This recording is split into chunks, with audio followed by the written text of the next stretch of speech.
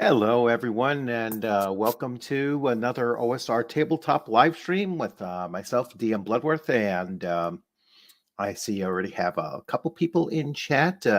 Shadow and Sun, how's it going? Good to see you. And we was just working on your group's next adventure. So just seeing where that's going to go. That should be pretty interesting. So, for any of you that are following along or listening, my my AD&D group, first edition, we're going into session 89, and they had just finished leveling up, just in town, and looking to see what direction they're going to go in. And they've decided that they're going to go after this massive orc lair, or at least this reputed to be very powerful orc tribe or clan. And it's a 7-member party, and they're levels 8 through 9, maybe even a 10th level at this point. I gotta relook and check it out, but they're a pretty powerful group. And the challenge is like, how do I take an orc lair and make it a challenge for a fairly large sized party of levels 8 through 9. And so it's I think the way that you do this is to I think the way that you do this is to not just look at it as, well, this is an orc lair. And so everything they're going to be facing is, first, 1 HD or 1+1 HD or whatever, your typical orc might happen to be. But, you can throw in half orcs, and that really changes the whole dynamic, plus a variety of other things. And I like to take these fairly common creatures, though, and orcs do have an average to low intelligence or so. So average intelligence, they could really be quite capable in their own lair. And so that's kind of where I'm going with it. So I don't want to reveal anything because one of my players is sitting in the chat, but I think that they're going to find that it's going to be both interesting, which is really important, and challenging, which is kind of second in importance. But I think that it'll be both interesting for the sake of their own party story, and then just challenging, based on what they've already experienced so far. So that's kind of what I've been doing. Most of this afternoon is kind of prepping the map and getting some ideas and jotting them down.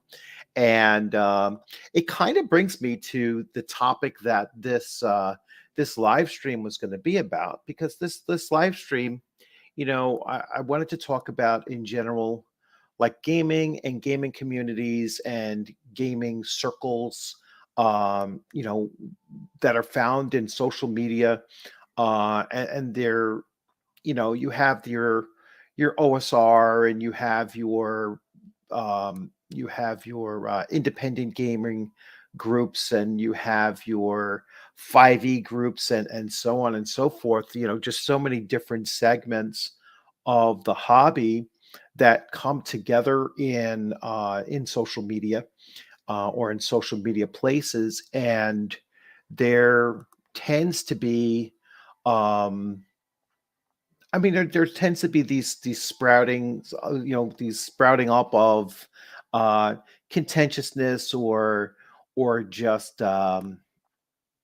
arguments over really nonsense. In my opinion, that doesn't have anything to do with actual gaming. And I think that there aren't enough voices out there talking about the games that they're running, and talking about the conventions that they went to, and the experience that they had in these, in these conventions. And, I'd love to listen to someone's story where they talk about going to their local game shop and I ran a session here. And, I don't want to see live play. I'm not talking about live plays or anything, but you know, um, just how are you engaging in the hobby, in the overall hobby, and that kind of thing. So I know there's a lot of back and forth between several different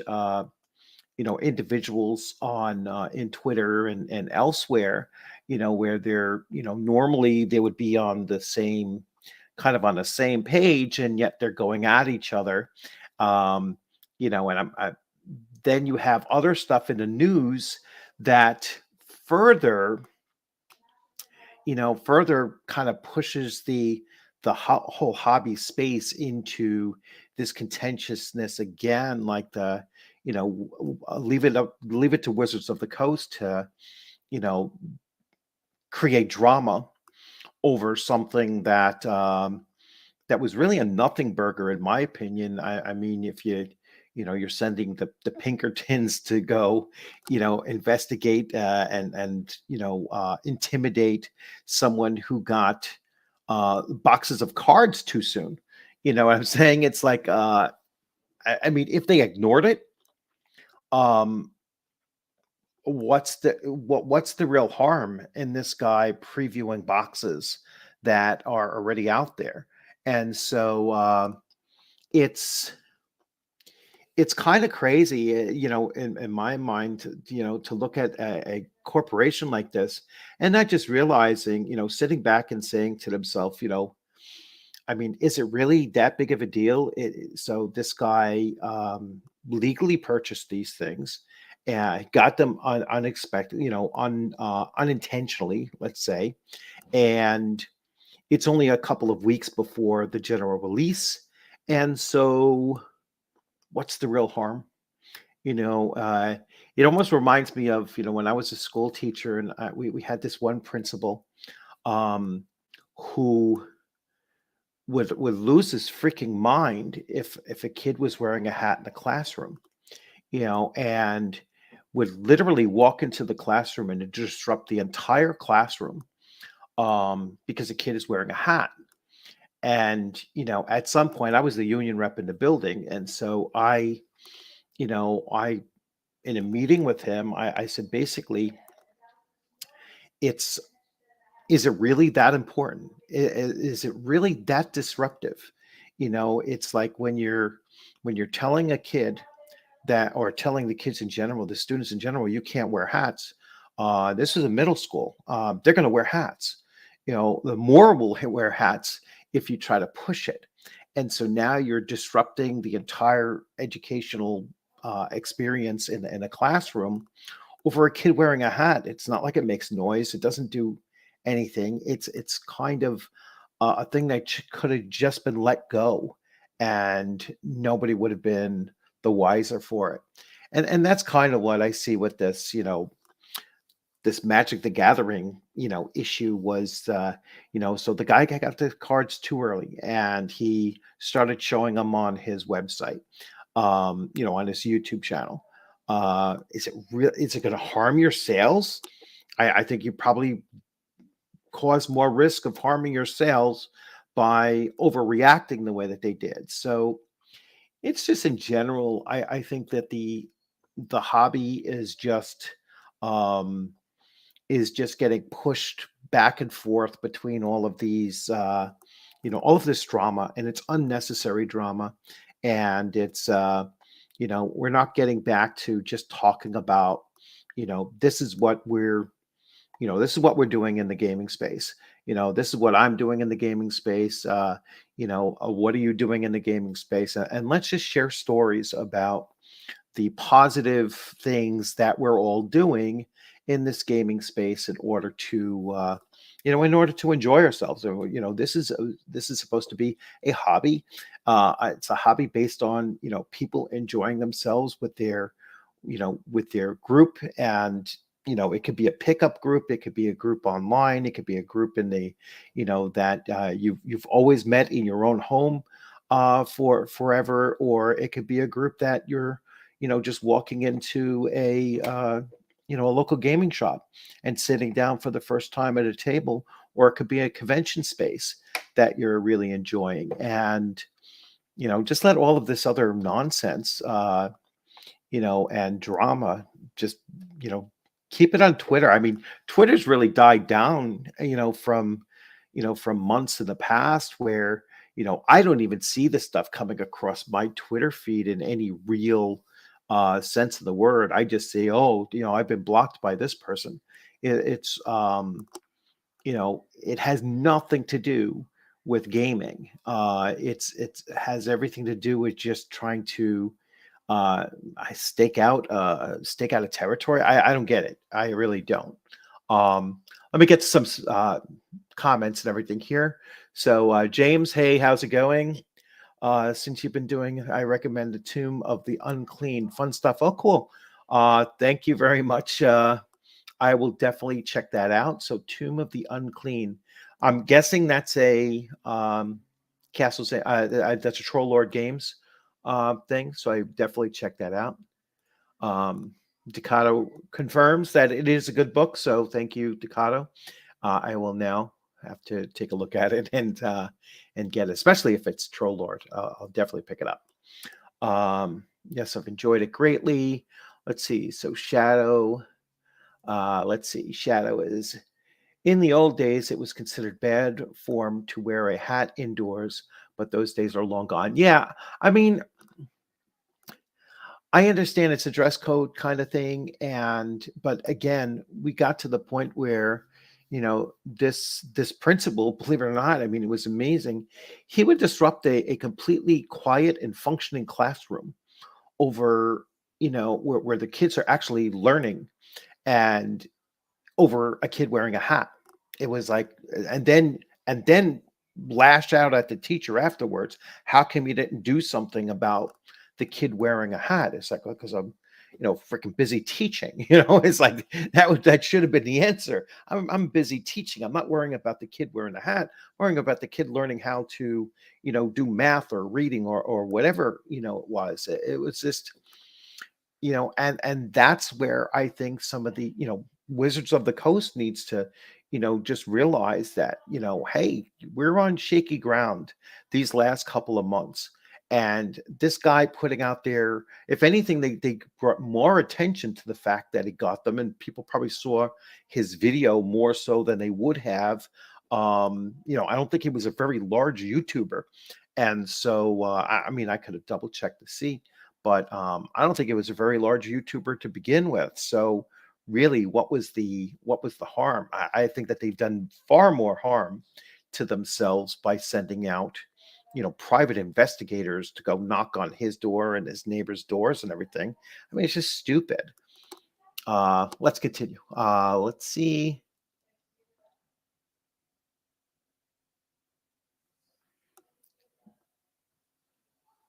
Okay, so let's see. I think it has to do with the price of the cards and what to prepare for in the Magic the Gathering community.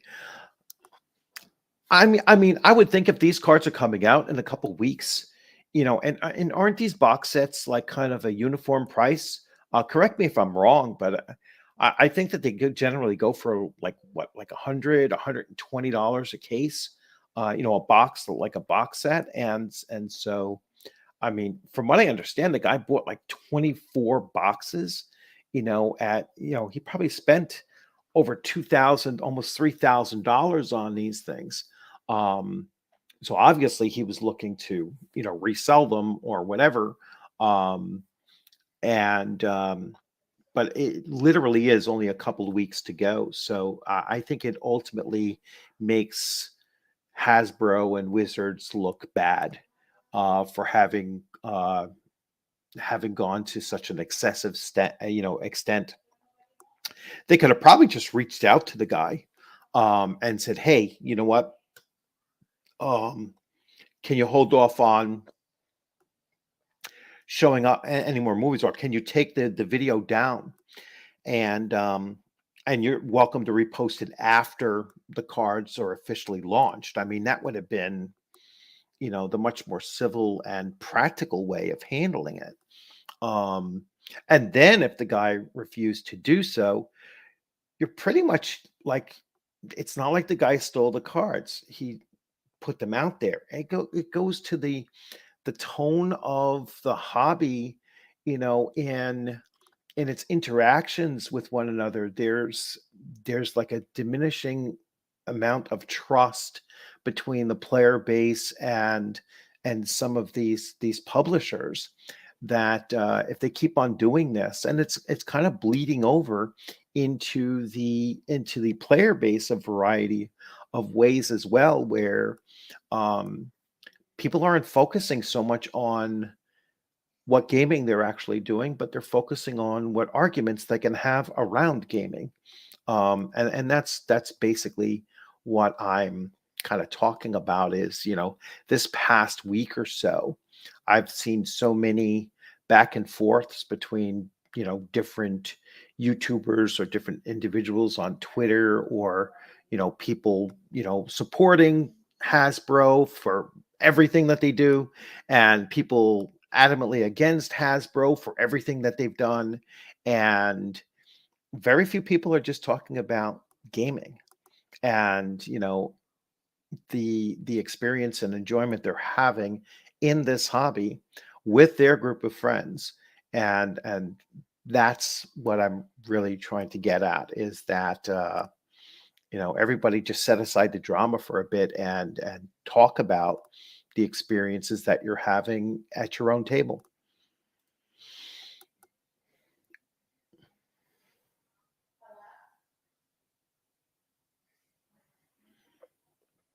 Yes, and I mean, I enjoy listening to recaps more so than live plays. I like to look at live plays, like just little snippets of them, just to kind of see how different GMs kind of handle what's going on, and I look to see what players, how players are functioning within it. Um, I mean, I watch Shoner's videos, and Shoner kind of watches other like live plays and basically picks them apart, talking about, role play. And then I watch others that are, other videos that are, purely cringe. I mean, you just look at it, it's like, this is not anywhere as close to how either I run my table, or it's not it's just not a kind of way that I would certainly want to play as a player, and not it's too much theater. It's too much acting, and with fake smiles, and fake enthusiasm and everything. It just looks like they're trying to package it for viewership, rather than showing actual play at their table.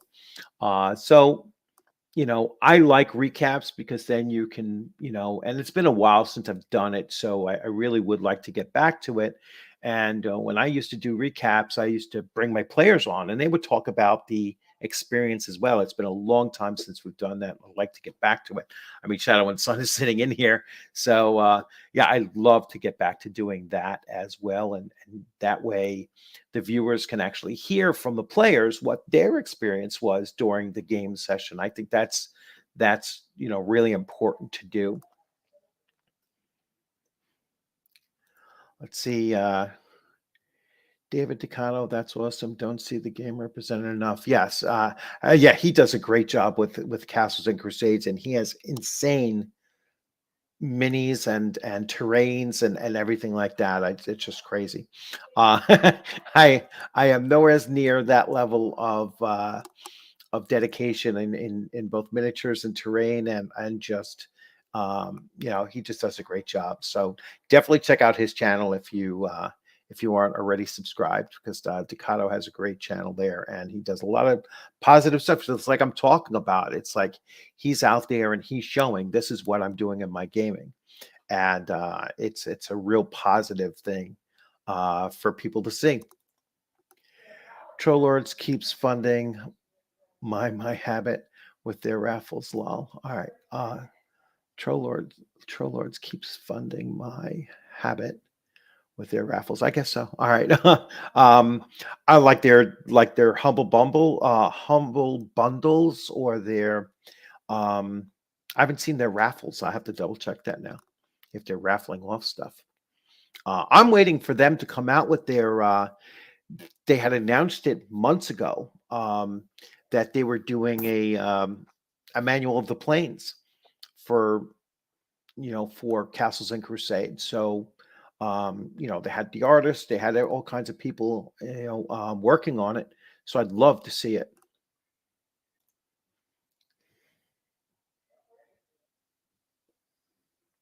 Yeah, it's a lot quicker to do recaps. You can tighten those up. Nah, I don't know anybody who's going to sit through and watch a 4 hour playthrough. Um,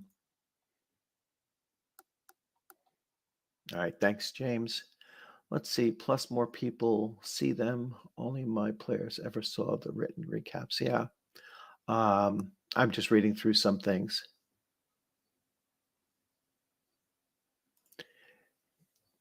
Is that a positive thing or a negative thing, Shadow? Um, Not sure. First of all, if I had private investigators come to my door's not opening for them anyway. I don't know, like this guy let them in his house. I wouldn't have let them in the house at all. It's like, and I know I put in a few places. It was like, even when the police come to my door, usually the only time that the police have ever come to my door is, if I had some kind of a wild animal in the backyard, or so they were like kind of invited to come, um, and then another time they came to the door because someone had been breaking into cars in the area, and so they were going, I guess, door to door, just telling everybody to be on the lookout, and um, but I've never let them, even at the front door, I have cameras and stuff. So I actually went outside and, you know, asked them, "Hey, how can I help you?" kind of thing. But I wouldn't let anybody in my house unless they have a warrant. And got to be cops. I'm not going to take some private security group into my home. Hey, Solo, how's it going? With all that WotC is doing, it's time to support other companies and individuals. Absolutely. Um, and I was just reading an article that was written by Ben Riggs, who wrote the Slaying the Dragon book. That was kind of like an inside look at the history of TSR's Dungeons and Dragons, and he was giving suggestions of how Wizards of the Coast can turn D&D into a billion-dollar property by just doing some things that they're not currently doing. And it's an interesting read. It's not as crazy as you might think. It's not as negative as I know some, a couple of individuals thought that he was super negative towards old TSR, really Lorraine Williams, which is not anything that should be surprising to anyone. But it was pretty an interesting read in that very short article. So I recommend just tracking it down, taking a look at it. What he says makes a lot of sense. So let's see. Watsy's response shows how they view their friends. Yes, they do. They do not respect their consumers, and they don't. I just put this in someone was talking about some of the responses because he was this was on Facebook, and he said I just got blocked by somebody in the gaming industry because I was supporting Wizards of the Coast. Um, in spite of what Hasbro has been doing, I was supporting the designers, and the creatives, the creative teams, not the business practices that Hasbro and Wizards of the Coast have been following, and he was trying to create that separation, between the two, which I would normally agree with. However, when you look at the way that Wizards of the Coast design team has frequently tried to blame their missteps on old TSR and the legacy creators, and they still have that disclaimer. That disclaimer that is on Drive Through RPG, that came from the creative team of Wizards of the Coast. That came from the design team of Wizards of the Coast. Now, I don't know if it was Jeremy Crawford or if it was Chris Perkins or both of them combined, but that wasn't a Wizards of the Coast um, executive team that came up with that, because they wouldn't have known about that kind of an issue, or to make that an issue. So I don't cut them any slack, that I see, at least for those individuals, Perkins and Crawford. I lump them right in with the rest of the dislike for the company and the business practices of Wizards of the Coast and Hasbro. Let's see.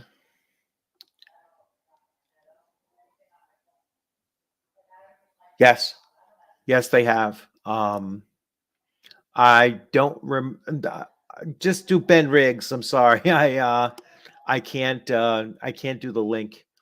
Um, hey Mirador, how's it going? And good to see you. Hey, if anyone wants to jump in, so Mirador is one of my players as well. He plays a cleric who is just kind of like he's on the path of redemption because um he he got he got inflicted with a change alignment on him, and he did some nefarious things under new alignment, and but now he's trying to atone for that. Hey Shadow, how's it going? Uh, So hey, pretty good, pretty good. Beautiful day. How about you? yeah, good, very good. Just doing a real quick like little live stream here. um just saying hi and talking about the week in review kind of thing. And let's see, I may have to try and do one with my players. And yes, yeah, so definitely do that. Have your players pop in, and as always, if anyone wants to jump in, here's the link. You can pop in, and so there goes the link again. So let's see. Um,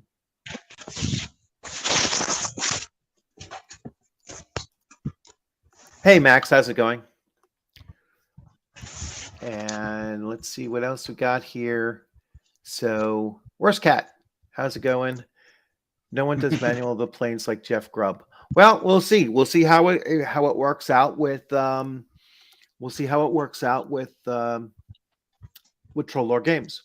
I would suspect that they will do it a very good homage to the original. Um, so that would be looking forward to seeing it.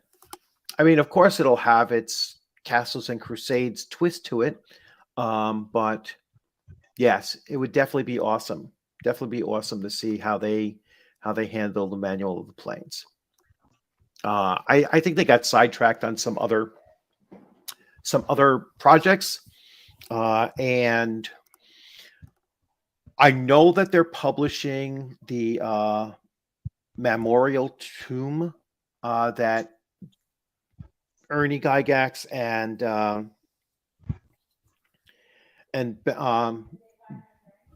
Benoit Perot wrote, and so they basically picked up a near dead Kickstarter and basically decided to publish it.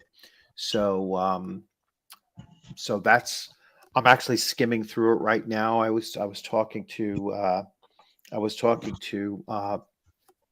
Benoit, and I told him, I said I'd like to take a look at it, and then I can kind of preview it, and then bring him on for a an interview, and maybe I could at least talk to Ernie. I don't think that Ernie would do an interview, but maybe I could talk to Ernie and just share some stories, and get his his take on the adventure that he wrote, and then kind of bring it all together, and just talk about the adventure itself. It's huge. There's like 4 books of anywhere from 80 to 100 and something pages combined in the entire thing. So it's a big um, it would make a nice box set if that's how it's going to be put out there. But anyway, that's coming up in the next couple of weeks. So yes, I am doing well as well, and they do raffles on their Twitch stream. That's how I got most of my books. Really? All right. Yeah, cool. I'm not much of a Twitch follower. That's the thing, is that every time I go on Twitch, I have to change my passwords for some reason. It's like, or I forget the password, and I have to go through that whole thing of trying to figure out, well, which account is my my real account, and or the more active one, and it's just a mess. I'm terrible with accounts. Yeah, you keep it to 2. Hey, S. Terry, never let strangers into your home. Period. Yes, that's I don't going even back. let I get caught up on this. Let me go ahead, Shadow. I said I don't even let family into my home. Yeah, it's yes, I know, Max. Yes, I know, Max. He did a video on how Hasbro has never done anything wrong. They do everything right. Listen, you kind of know where he's coming from. It's getting kind of boring to watch, at this point. So it's like he's got nothing new to say.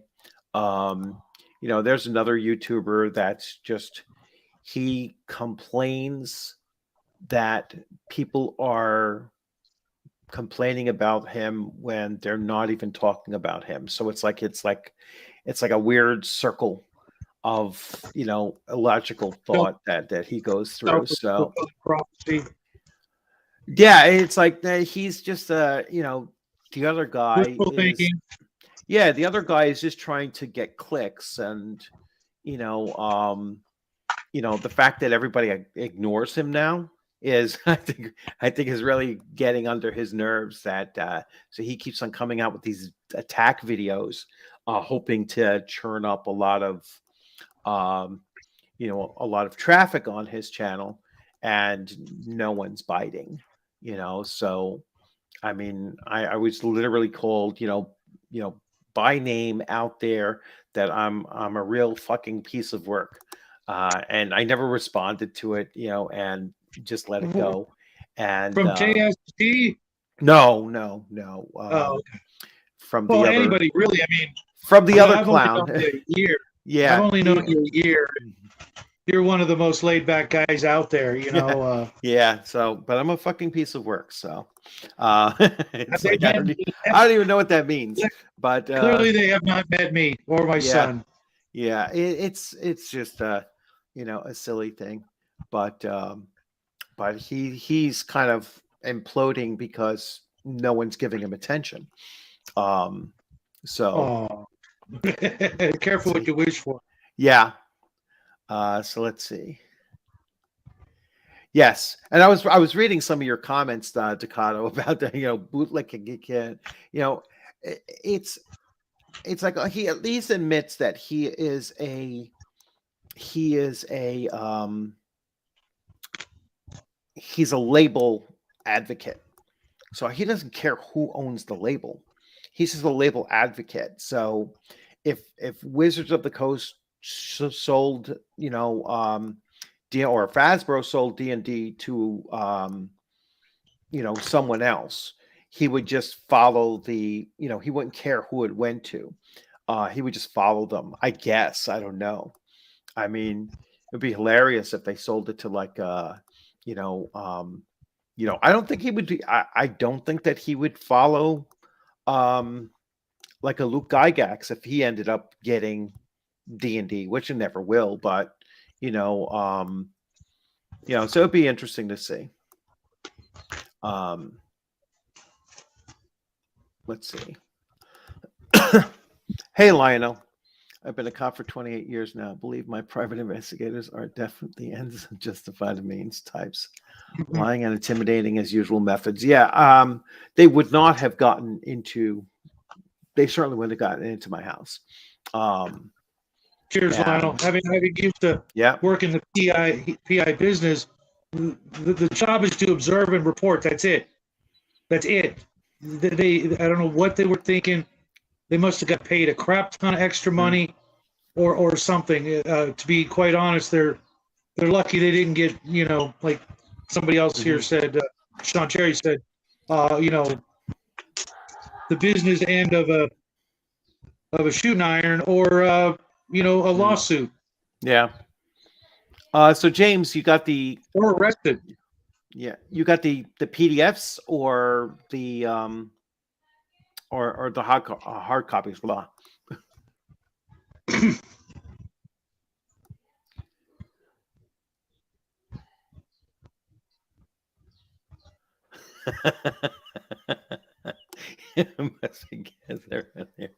Would find a way to defend them. Yeah.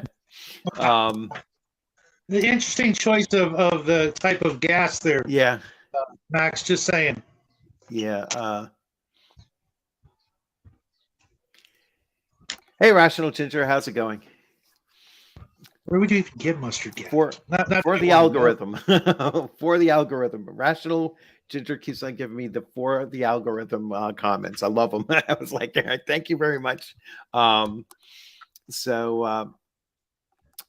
I going to say?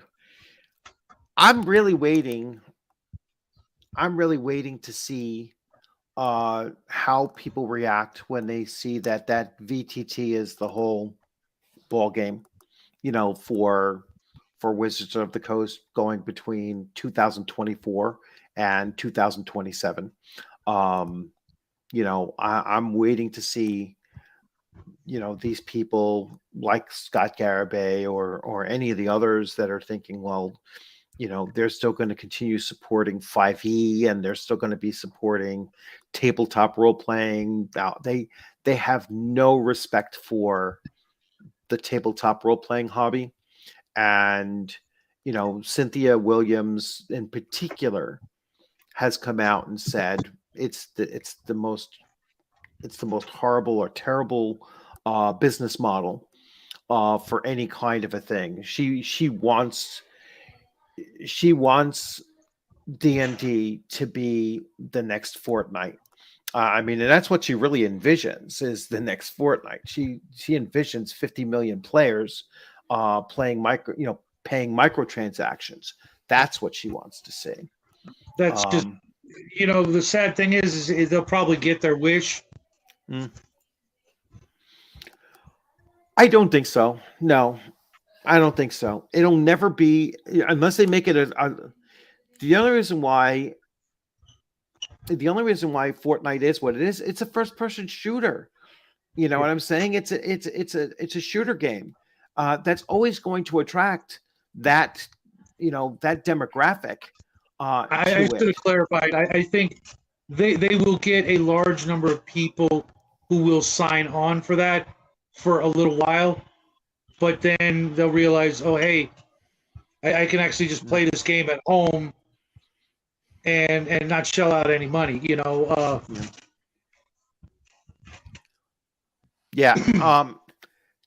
Lionel, never in my experience either.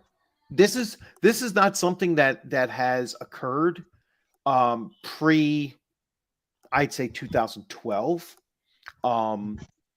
all of this drama and everything like that. I mean, I wasn't paying attention to the tabletop hobby when they went from 3.5 to 4.0. So I don't know how contentious that got at the time. I remember a little bit of first and second edition, flack going back and forth. But when we all realized that you could just squish them together and use what you liked and discarded the rest, it quickly died away. And, from that point on, I didn't have, when I came back a year ago, I didn't know they were in 5th edition. I thought they were 3rd or, 3.5. While I was still gaming, a whole lot of stuff went on that I just had no clue about. And I long for those days, just playing with your friends and not having to worry about all this other crap that's constantly in the news or on Facebook or, the other social media sites. There you go, Patrick. It's like he's talking about my shelves being neat and organized. It's not my gaming table. So yeah. It's actually taken me about 3 days, and I'm still kind of picking at it to unpack everything from the gaming convention I went to and get everything back on the shelf. And then I had because Shadow's in the group too. So we had our game on Tuesday night. And so I had everything, all my books and everything all over the darn place. And then, and now I'm starting to, put together their next adventure, and it's big. We're gonna have to spread that one out for quite a while. But that's that's going to be I want to say that's going to be like a 4 to 6 week adventure. That it's going to take us to pick through that. So, and it keeps on expanding as I'm looking at it and writing it and putting everything out. It's like, that'll be cool to put in there. So that's going to be a lot of fun. Signed up for, right, Mirador? Yep, that's what you signed up for, guys. We'll throw anything puts out. Yeah. Let's move on and see. Let's see. Dang, man. Another Williams. Yeah, they have to start. They have to stop hiring women named last name Williams. When you said Cindy Williams, the first thing comes to mind is Shirley from Laverne and Shirley. That's how old I am. Yeah. Let's see. I do remember pretty heated conversations over which game was best and better. Yeah, I guess there was probably an argument over 2nd edition and 1st edition, but that wasn't really my time period. That happened when I was playing PlayStation. At that time, I was like, I was pretty much, I was in college, and then by 90, I was in the military. So, tabletop wasn't happening for me, at least for, quite a number of, almost like 12, 15 years that I was just doing video games. You didn't see a lot of people gaming when you were in the service? No, nobody. Really? Not a single person. Not a single person. My boy's going into the Air Force in a couple of years, and I'm already starting to, pack up a couple of books and things so that when he gets there, he can show him how to do it right. In our circle of friends, speaking of circles, we know so many guys that were in the service, and they all talk about it. Yeah. I had this conversation with Luke Gygax, and I was like, because we served around the same time, obviously different areas, but we served around the same time. And I was like, I never saw anything. I mean, the only thing people in my unit was doing, I was in a military police unit, and I was at a headquarters company. So we were mostly I guess higher ranking and stuff. There weren't that many privates in my unit. Like when I got there, I was a PFC. briefly until I made Spec 4, but it was so top heavy. And my particular unit was, it was a lot of people. Like, I still had Vietnam vets in my unit. I had command sergeant majors, and I had majors, and my section, which was the G4, was a lieutenant colonel. It was all top heavy as crap. I mean, it was, so there weren't a lot of young people, I guess. So like people my age in their early 20s, mid 20s. And if there were any, because then, after our active duty portion, the reserve unit, it was a reserve unit that was activated. And most of them were cops. I mean, it was like, so it's just like there weren't a lot of people, playing. They were shooting craps. They weren't playing D&D, or playing cards. There was a lot of card playing, and there was a lot of drinking, but nothing, nothing along the lines of that. So, Rational Ginger, thanks a lot for the super chat, and I love how TTRPGs are bad business model, but somehow everyone but WotC is making money off good content. Maybe it isn't the model. I mean, and the Ben Riggs article actually brings this up to a certain extent. Yes, you could buy the core rule books and play for decades. That's not where the money is ever going to be at in this, in this hobby.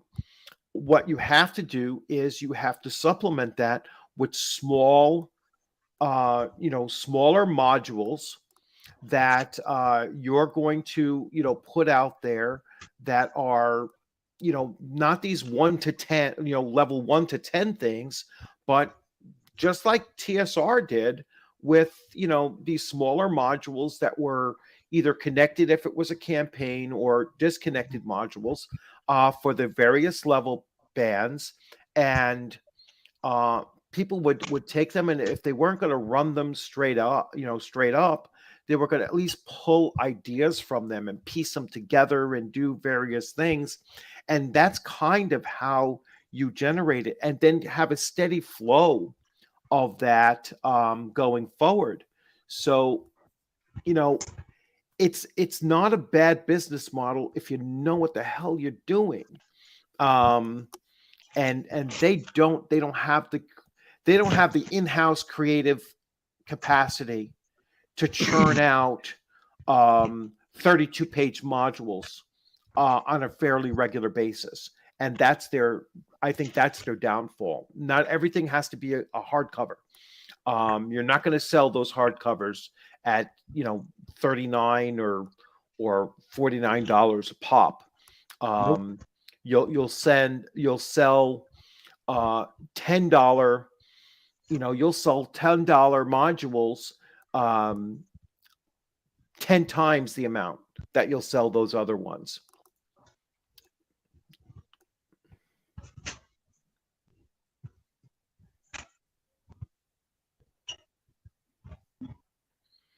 Yeah, but you know what, Lino, we played them at the same time.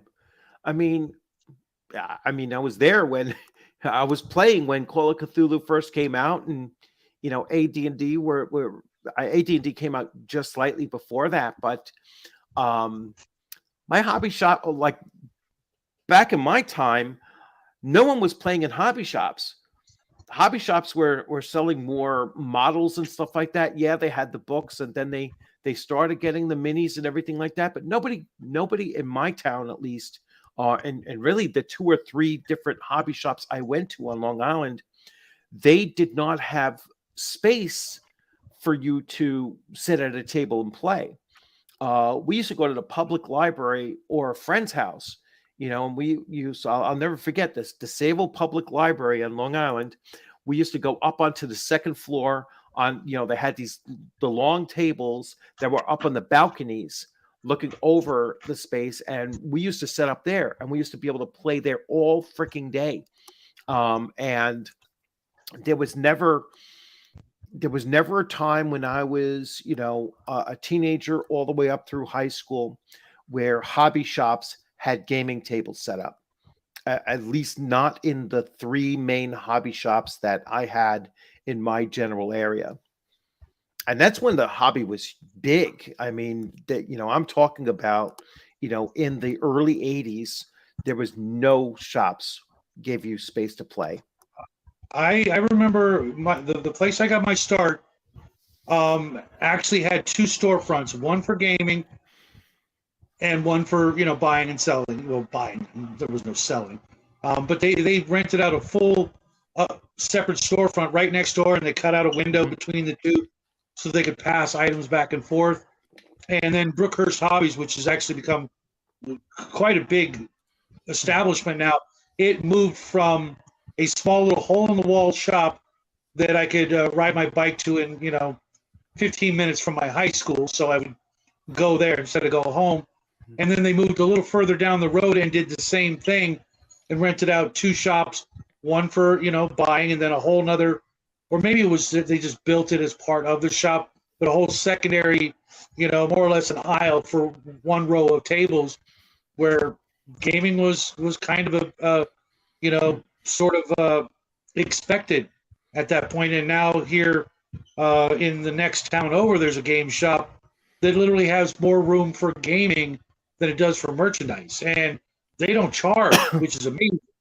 They don't charge people to come and play, which most of the other shops have decided to start doing. Which the shop I worked at, they did the same thing, but then sort of died off. No one's going to pay to play, and now people are paying to play, which just blows my mind. With the economy and just the sheer availability of space in one's home, all you need is a dinner table. If you don't have a dinner table, I think gaming is kind of a bigger worry. You know what I mean? Yeah. Just play at your dinner table. Pick everything up when you're done, and no muss, no fuss, and go about your business, so to speak. Yeah, I see all these people that had military experience, and they and they were playing. It's just must have just been a like you said, thing. your situation. It was mostly older people, so I could totally see how that might not have been an issue, or a possibility, or even anybody giving you a second thought. Had you had like 2 or 3 guys there your age, I think that might have been a possibility. But again, you said you were already sort of past that, into the PlayStation, into work, and I bet you now it's even bigger, because I've heard of people playing everything from 40K Magic to various role-playing games in my travels with all different kinds of people in different branches of the service. I just hope it kind of stays that way when the little guy joins up, so he has something to do besides this, because about up to here with that, myself included. It really seems like WotC forgot that they have a different campaign settings. Yeah, well, they don't want to get tied to a campaign setting. They don't want to make their own campaign setting because they're nervous about making a misstep, and then they would be the only one responsible for it. I'm saying, like when they had that whole Hattersy thing come out with the Spelljammer, their first response was to say, "Oh, well, we just cut and paste from the previous creators of it," which was bullshit. All right. They tried to pin it on, second edition, and it wasn't there. Yeah, that was there. Oh yeah, it was just go look through the book. It was all Wizards of the Coast, and it wasn't even in when it wasn't in not only Spelljammer, but it also wasn't in Star Frontiers, which they tried to say that's where the that's where the Space Monkey whole issue came from. Was they always looked to blame for their mistakes the original the original TSR and its creatives and its artists and its its founders. They will never take the blame for their own wrongdoing, and which is why they would never create their own setting. Yeah, because the fact they don't have the talent that it would take. Correct. Yeah, they don't have the talent and creativity to do it. Which is a shame, for it says a lot for the whole industry. There are a lot of great ideas left untapped. Yeah. No one played at the game shop back in the 70s or early. It's not enough room. Yeah. They did not play in the game shops. There were so many models. I mean, I remember walking into those things. It was like, models and rockets. I mean, it was just when role playing games were fairly like new. They just had like a bookshelf, and I guess that slowly grew over time. But for the most part, they were still all those hobby shops were legitimately what hobby shops are, right? You go in there for modeling and and rocketeering and that kind of stuff. There wasn't a whole lot of RPGs at that time.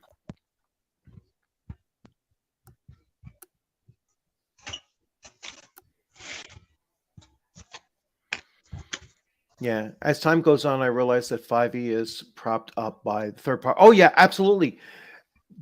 I firmly believe that 5e would have collapsed by, I'd say 2019, maybe even 18, 19. I think that it would have only lasted about 5 years if it wasn't for third party carrying it.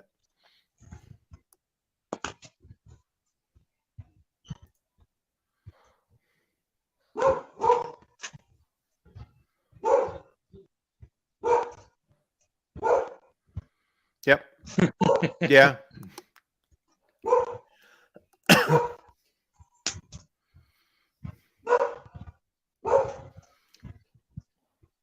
Okay, so let's see. In like Flynn, well, has their moments, I guess. Everyone has their moments. Oh, maybe I missed something here. Let's see. I dropped out of D&D in the middle of 2E and didn't get interested again until 4E came out. Yeah, and I actually have 4E in my closet. I haven't even looked at it yet. And I just picked up 3.5 and I started skimming through that. I gave away my 5E stuff. I gave that to my niece. And once I get my Shadow Dark physical copies, because I got the collector's edition and the regular edition, I got to give her my regular edition of it. And hopefully she'll run with that and leave 5e behind and go with that system. So you're gonna hang on to your first and second edition stuff, I hope. Oh, of course, that I'm never getting rid of. That I have my first, second. I'm gonna keep 3.5. I still have 3, but I had everything. The only thing I've gotten rid of so far is 5e. The 3 core books of 5e I gave to my niece. I will not get whatever the new books are, 6e or whatever they want to call it. They say it's 5e, but they're changing it so dramatically. It's not. It's a new edition. Yes. So so getting back to the original point that I was trying to make is that I think everyone it would be nice to see everyone just sharing their gaming on these things and bringing their players on and doing chatting about last night's session, and which I fully claim that I stopped doing that, and I want to get back to doing that again, and just talking about like the conventions that you go to and everything. I had the most awesome experience at a convention this past week. I put up a video talking about it, but just to recap it, again here, it was the first time that I ran any games in person in a convention setting. The previous convention I went to last September, I just went as a player.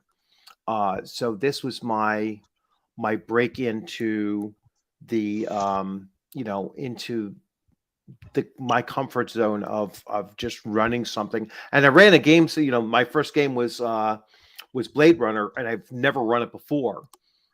So it was really just a challenge based on that as well. Fortunately, I only had 2 players. I was supposed to have 4, and 2 never showed up. So I had 2 players, and they knew each other, and they worked really well. And so I was all right, great. There was, only 2 players that worked out well. And then I ran my the next day I ran my gangbusters adventure that I wrote, so I was super comfortable with running it, and had 3 players in that group. And that was the only disappointment I kind of had, was I really thought that those 2 games would have attracted more people to playing. There were not that many 5e games going on, so that's the other thing. It's like, people were there was quite a few DCC games going, or derivatives of DCC, and those tables were packed. There was a huge group playing Vampire the Masquerade, and they were going back and forth between 2 tables, which I didn't quite understand. But yeah, I remember you talking about that. How did your Gangbusters game go? It went well. I had 3 players. They did very well. There's only 2 TSR games I've never played. Yeah. That and Dawn Patrol, and I'm trying to get a copy from Angus one of these days, because that's right up my son's alley, biplanes and that sort of thing. I've always wanted to play Gangbusters, but I never had anybody with even the slightest bit of interest in my life who would be willing to give it a shot. All right, so let me answer Patrick's question here. At least I am not done picking through the entire thing, right? Is it good? Yes, it's good. Is it at least so far? I haven't gotten into the combat rules yet, so I'm going to start reading that. The one thing I started thinking about it is that it might be too simple. You know what I'm saying? And not have enough not layers to it, but it's a very, very simple game, and maybe a little bit too simple. But I haven't gotten into the combat yet, so I haven't really seen what it has there.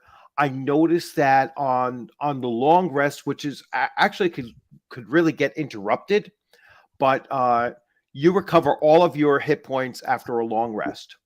All right, so 100% of your hit points after a long rest, and I'm like, hey, I don't know, that might be too much. Maybe I would let you roll a hit die and see how many points you gain after a long rest. But so I'd probably homebrew that. But there were at least no short rests or anything like that, and it is. You do have much fewer hit points than you would in even in BECME or D&D BX. All right, you only roll for the first level. And then additional levels, you're not rolling a hit die. You're just gaining the preset points. Plus Constitution bonus and everything. So it's not like when you're 5th level, you had 5 D8s, at your disposal. Right. No, it's a much lower hit point threshold. So maybe that's just to make sure that you're not dying every 3 seconds. You know what I'm saying? Because it is definitely a lower hit point experience, but it's very, very simple. And like I said, that might be a little bit little bit too short on layers of function, if that makes any sense.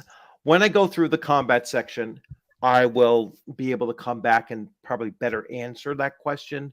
But so far, I'm really liking the parts that I've seen, and it looks like it's well written and it's going to be well received. So let's see. How does everyone prevent the campaign fatigue? My buddy ran our 10-year campaign and already wanted to run the sequel, but I'm worried he is turning the other players off by rushing it. I don't know. Let me ask you, Shadow. So,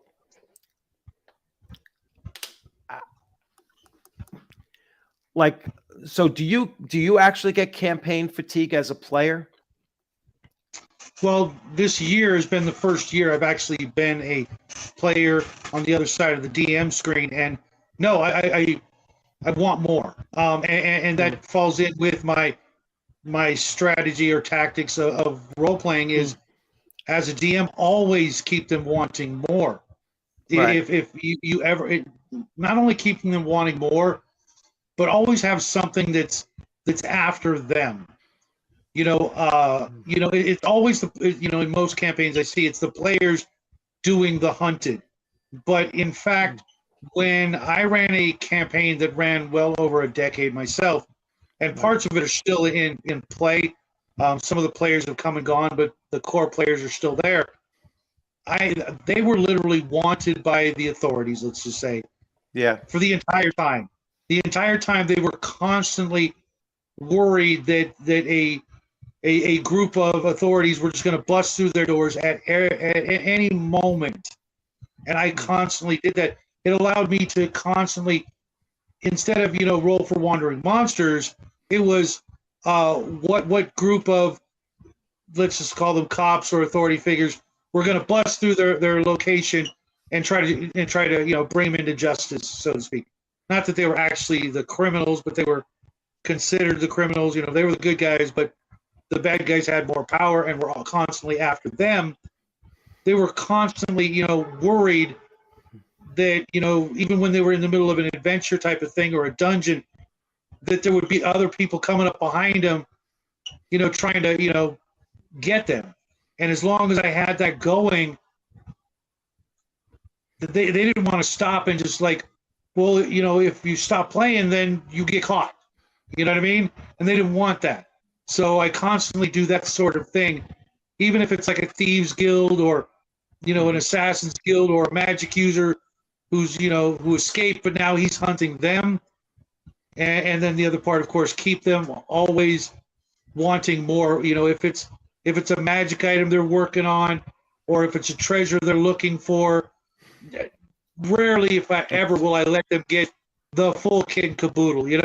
If they find a treasure chest, you can guarantee someone's already been through it and left like a clue behind so they can find out, where to get the rest of the treasure that they were, hunting.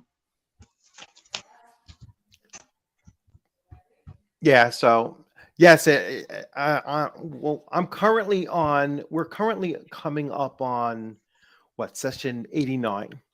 So I guess we have to get to 104 for it to be 2 years. If I'm doing my math correctly, right? So we're a little bit away from the 2-year mark. And I'm certainly not getting tired of the characters. And we've been consistent. Shadow is the newest player. Shadow's the newest player in our campaign, and he's been here for like almost 50 weeks, right? It's like he's been close to a year. Yeah, he's close to a year now. So it's been it's been the same group of 6 players for almost all of that 80-week time, or 88-week time. I think a couple came in week 4, and so they've been with me for 84 weeks. And like I said, Shadow was the earliest of the bunch, or the most recent of the bunch, I should say. So he's been there almost a year. So it's been a long campaign. Been a lot of Certainly, fun. Been a lot of fun, and we've had a lot of, ebbs and flows, and a lot of close calls. No character deaths, all right, but 18, one roll away, kind of thing. So that's kind of like this. Like that's how I kind of like the system that we're using, because it does still have that challenge level in there, and they've just been really lucky. Fortunately, knock on wood, they've been really lucky with their roles. I think the closest that anyone's come to dying was Crandon, the halfling thief. He needed to roll like a 40, and he rolled exactly a 40. You know what I'm saying? It's like, Oh, wow. yeah, if he rolled a 41, he was dead. So it's like, there's, and most of the roles have been from taking, they've been system shock checks, from taking more than half maximum hit points in a single shot. And that kind of thing is going to probably increase those instances, because as they're pushing into levels, 8, 9, and eventually 10, 11, they're going to start to encounter things that, that can deal out, tremendous amounts of damage.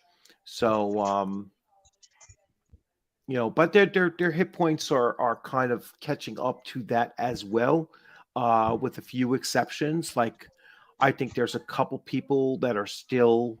I know your character has like 40, 39 hit points. 39 hit points, so 40. So and two of those are from my familiar. Yeah. So if Shadow's character took a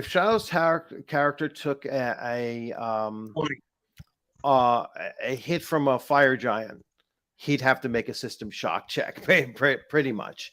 You know what I'm saying? So, yeah, once you start dealing with creatures or monsters that can deal out 25 to 30 hit points, that's going to put most of the party at risk of having to make those rolls. And it's the only time that 3 of them had to make those rolls was with an ice storm, which I think was before you got to the group, or was around the time that you got to the group. Yeah, I think it was right before. Yeah. Yes, changing the system, and one thing that I did with my group it's been a while now, is that I introduced the Castles and Crusades critical charts, both critical hit and fumble charts, into the game, and I think that has added a lot more flavor to just their gaming experience. I mean, we've had characters, almost always one character, right? So he's lost 4 fingers on one hand, which took out his shield hand. Then he broke his jaw from a critical fumble, and he's a spellcaster, or he's a fighter magic user. So that was going to eliminate his ability to do any kind of verbal components for his spells. So he lost the use of a hand, and that as well. So the Castles and Crusades critical hit and fumble table has, I think, really enhanced the experience overall for AD&D First Edition. I know that there's a critical hit and fumble chart from a Dragon magazine. Arduin was the first. Go grab yourself some Arduin books. It was the first. Yeah. Speaking of which, I gotta hit the road. All right. Well, thanks for popping in. I want to get back with you and talk to you about the circle thing that's in your title, because that's what intrigued me to coming out and hang out with you. But we can talk about that at another time. Yeah. But when I get done, I'll watch the rest of this, see where you go with it, and then we'll hook up later. Sounds good. Bye, guys. All right, take it easy. Yeah, actually, I'm going to shift over and turn on a light because it's getting darker here.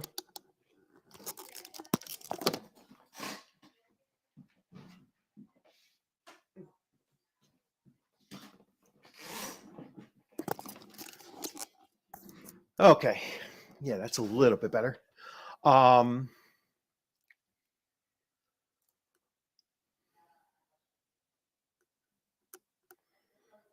years apart. Campaign fatigue. As a player, I never really experienced it unless it is related to the players not working well together or suboptimal relationships between players and DM. Yeah, I've never had it where I've never had a game table that literally fell apart. Everyone just kind of breaking off and going their separate ways. I've had um, I've had campaigns come to an end and gaming groups come to an end due to the change in the work cycles and season and that kind of thing. So before this current campaign, I had two like a 6-month D&D campaign, D&D Beck Me, and an 8-month D&D Beck Me campaign.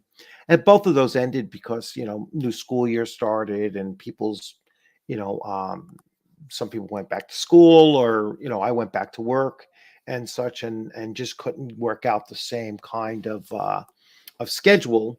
And a couple of those people actually are still in my current campaign now. Um, I think just one now at this point, but it was as many as three were in my AD&D campaign, and now it's just down to one person that was with me in the D&D, or maybe two people, maybe still two, are with me from one of my earlier D&D campaigns.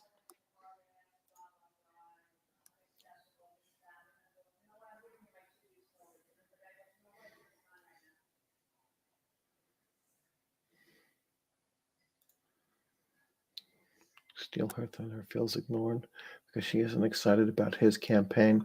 Yeah, I guess if you are like, I've never played with multiple DMs in one gaming group for the same game.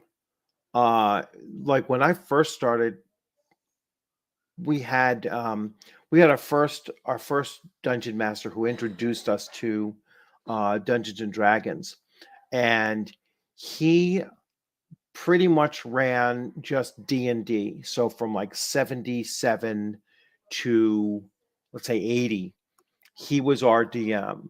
Then our second DM, he started with AD&D, and he ran AD&D, and I want to say he ran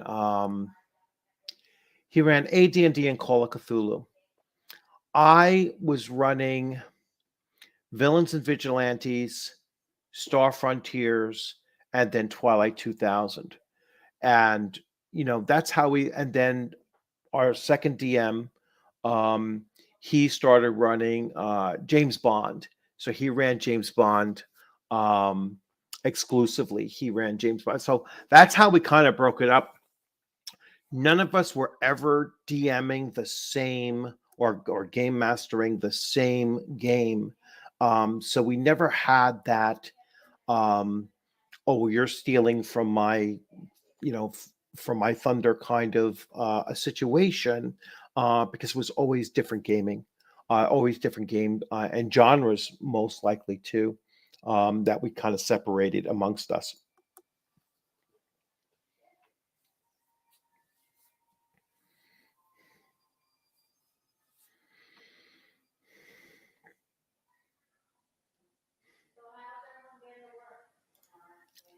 Yes, fingers, 4 fingers. He lost 4 fingers on his shield hand.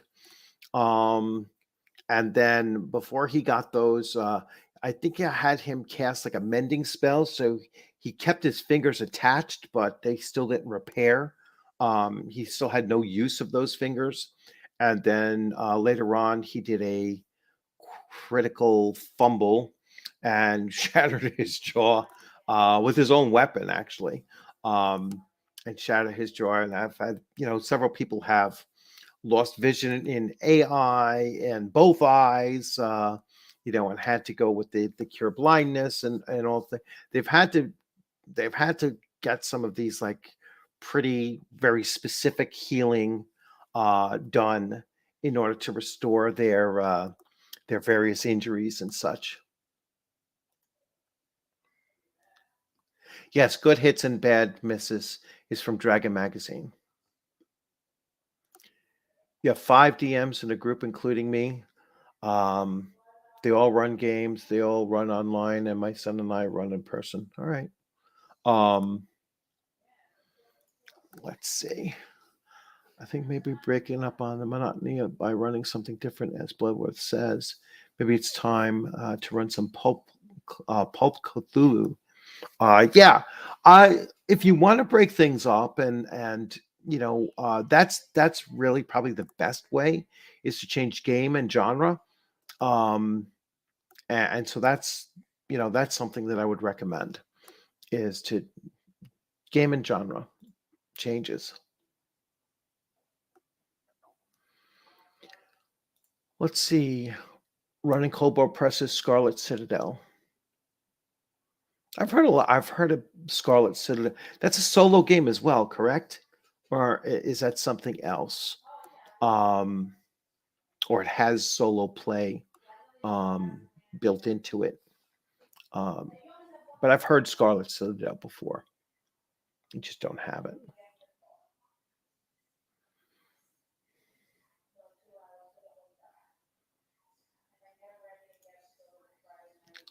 Pulp Cthulhu is awesome. Yeah. So getting back, I know Shadow had mentioned, my pitch for this video was, this week in social media and circles. So social circles, there's quite a few of us that have a circle of frequent commentators. I mean, everybody here on this channel has been on this channel before. I consider you all to be part of my social circle, and then I go on other channels and I'll see the same groups of people on other people's channels, and so we can start to see that there's a large number of us that visit multiple YouTube channels and multiple Discord groups and everything, and that's what I'm referring to as a social circle, is that we all kind of frequent the same creators and and visit their channels and go on their, sometimes we go on their live streams and such. And so and I've seen that this this idea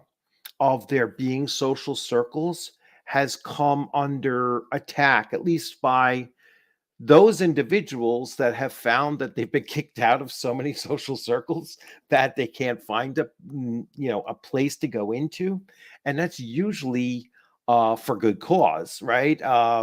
It's usually because they got in there and they started shitting all over the place, rather than going in and realizing that um, one of the best measures of someone's character is as how well they play with others, right? And if you don't play well with others, then you're not going to find too many social circles that you're going to be welcome in. And this is so niche. I just noticed somebody had mentioned, Max mentioned, it's a small niche, niche in a niche hobby. And yeah, we all know each other. Like we're all crossing each other's paths on various different channels for the most part. And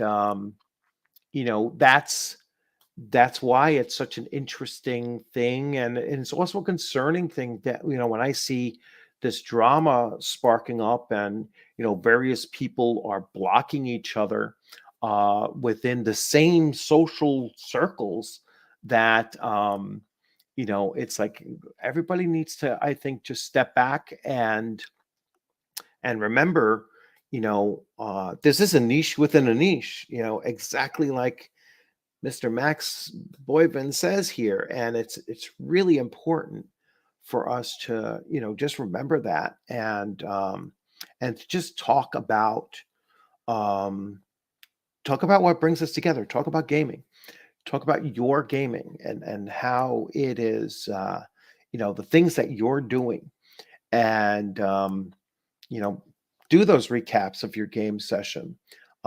Bring your players on if you can, or you know, um, or at least talk about your players and everything. Jump on somebody else's stream if you don't have your own channel, and you know, bring your players onto that stream so you can talk about what's going on there. That's the kind of thing that I would um, really like to dedicate some time to, is just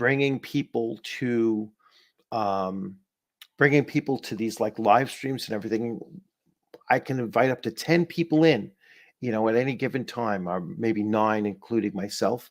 Um, and that would be a place where everybody can come in and just chat and talk about their gaming for the week.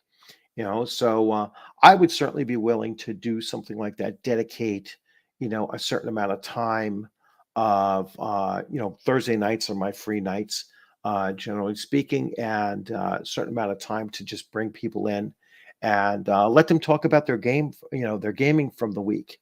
So maybe that's something that, since this time seems to be pretty good with people, maybe that's something that I can do on a regular basis, is kind of open up the OSR tabletop to anyone that wants to come in and just talk about their gaming from the past week. So yes, thank you. Yeah, it's it's just something like, I wasn't really thinking of it in those terms when I talked about our circles. It really just organically just happened right now. So it's uh it's something that I think would be a fun thing to do, and to give everyone an opportunity, and we can kind of schedule it, and other people can host it if they want, and and just kind of take our social circle and and put it out there, let other people see how a social circle of gamers with common interests and the love for gaming in general come together and just chat.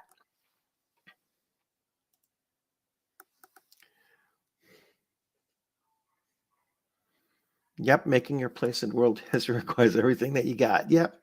Uh,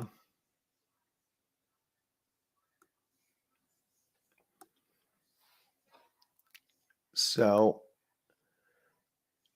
that's let me check the time. All right. So yeah, we're coming up on 90 minutes, and I think that we pretty much ran through what I was, thinking about, and I will check to see anyone else. I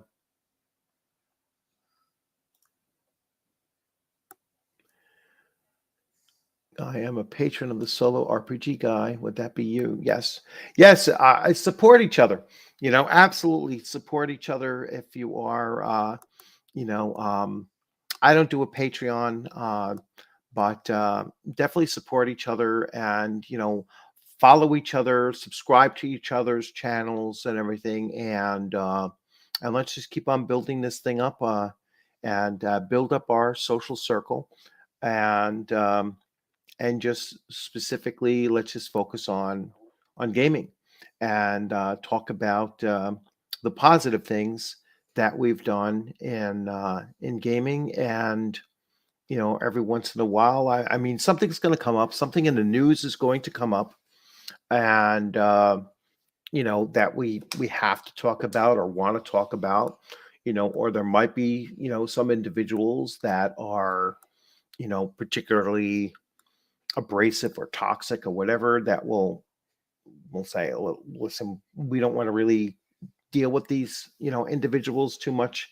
And we're just going to focus on the positives, just like what Ducato says down here at the bottom. It's a great way to promote the hobby in a positive way. So yeah, if we can just show off what we're talking about and doing in our own personal gaming spaces, and then certainly highlight our conventions and stuff like that, and our experiences at conventions, and really, promote the hobby the way that was meant to be. So I'm going to wrap it up here. So thanks everyone for popping in, and as always, it's good to see everyone. I hope you're all doing fine.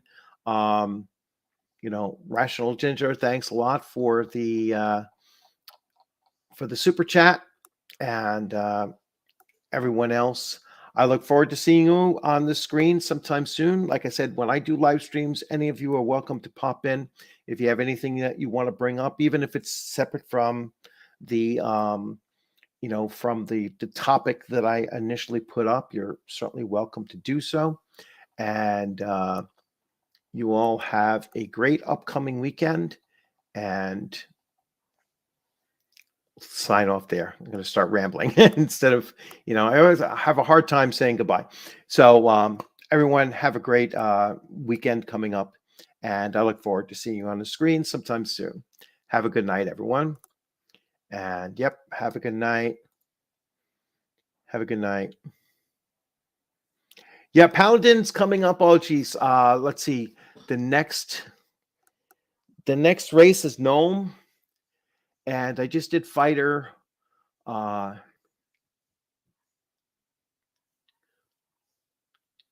Okay. Knight is coming up for Knight is coming. There's no Paladins in CNC. It's Knight. So you're going to see Knight coming up next. That will probably be on that'll be on Tuesday. Or Gnomes is going to be on Tuesday. Knight is going to be on Thursday. So yep, it's coming. So you all have a great evening. Take care, everyone.